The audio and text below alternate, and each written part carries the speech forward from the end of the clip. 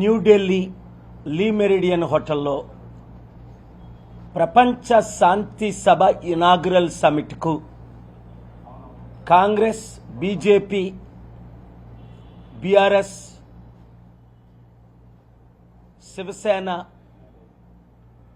Samajwadi party, Stalin DMK, Sharad Pawar, CPI, CPM, Santosh, Kiran 18 పార్టీలు మద్దతు ఇచ్చాయి. ఎంపీలు వచ్చి ఈ గ్లోబల్ పీస్ ఎకనామిక్ సమిట్ ద్వారా దేశానికి అభివృద్ధి, రాష్ట్రానికి అభివృద్ధి అని చెప్పడం జరిగింది. ఇప్పటికే గ్లోబల్ పీస్ ఎకనామిక్ సమిట్కి మద్దతు ఇస్తున్నానని తెలంగాణ ముఖ్యమంత్రి రేవంత్ రెడ్డి గారు వీడియో ఇవ్వడం జరిగింది. అలాగే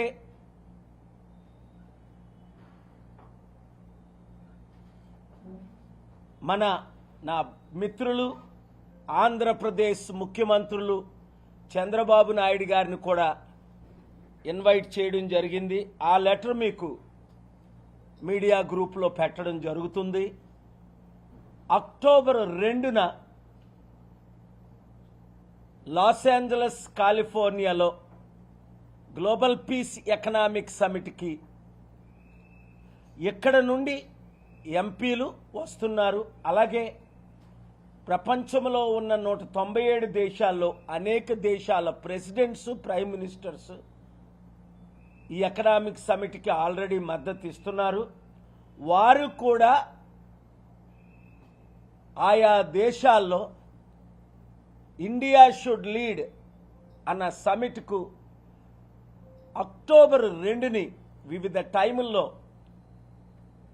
మద్దతు ఇస్తున్నారు. కనుక మీడియా ఓనర్స్ని, మిత్రుల్ని నేను రిక్వెస్ట్ చేసేది ఏంటంటే, రాజకీయాలు పక్కన పెట్టి ఆంధ్రప్రదేశ్ రాష్ట్రం దాదాపు 13 లక్షల కోట్ల అప్పు, తెలంగాణ రాష్ట్రం 7.5 లక్షల కోట్ల అప్పు, ఖజానా ఖాళీ అయిపోయింది, నేను ఇచ్చిన వాగ్దానాలు నెరవేర్చలేకపోతున్నానని ఎంతో బాధతో చంద్రబాబు నాయుడు గారు చెప్పడం మన అందరం విన్నాం.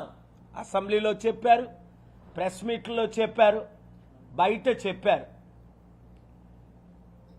కానీ ఆ ఖజానాని నింపడం ఎలాగా, ఇచ్చిన హామీలు నెరవేర్చడం ఎలాగా అన్న ప్లాన్తో ఈ లెటర్ నేను చంద్రబాబు నాయుడు గారికి పంపడం జరిగింది.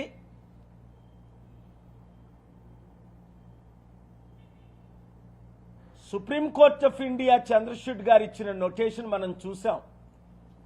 ఇంతమంది రాజకీయ నాయకులు ఇన్ని కేసుల్లో ఉండి 5-10 సంవత్సరాలు డిలే చేసి అభివృద్ధి చేయలేకపోతున్నారు అని నేను పర్సనల్గా పార్టీ ఇన్ పర్సన్ ఆర్గ్యుమెంట్స్ చేయడం మీరు విన్నారు. కనుక అభివృద్ధి కొరకు మనం అందరం కలిసి రావాలి.